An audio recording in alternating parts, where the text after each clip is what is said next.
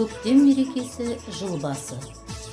Қазақ халқы бұл мейрамда қыз қуу, көкпар, жамбы ату, аударыспақ, арқан тартыс, теңге ілу сынды түрлі ойын ойнаған. Сонымен қатар айлы түнде ақсүйек ойналып, алтыбақан тебілген. Шамшырақ клубы сіздердің назарларыңызға арқан тартысы ойынын ұсынады. Арқан тарту ойыны ертеден белгілі, халық арасында кең тараған ойынның бірі.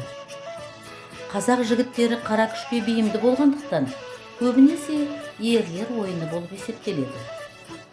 Ойынға ұзындығы 10 метрдей кендір арқан керек. Арқанның қақ ортасы қызыл орамалмен байланады. Осы орамалдың екі жағынан 1,5-2 метрдей қашықтықта жерге белгі салынады. Екі топқа бөлінген жастар бойларына қарай арқанның екі шетінен ұстайды. Төреші белгі берген сәтте екі топтың ойыншылары арқанды өздеріне қарай тартады. Арқанның ортасындағы қызыл орамал жердегі белгіге бірінші сүйреп әкелген топ жеңімпаз атанады.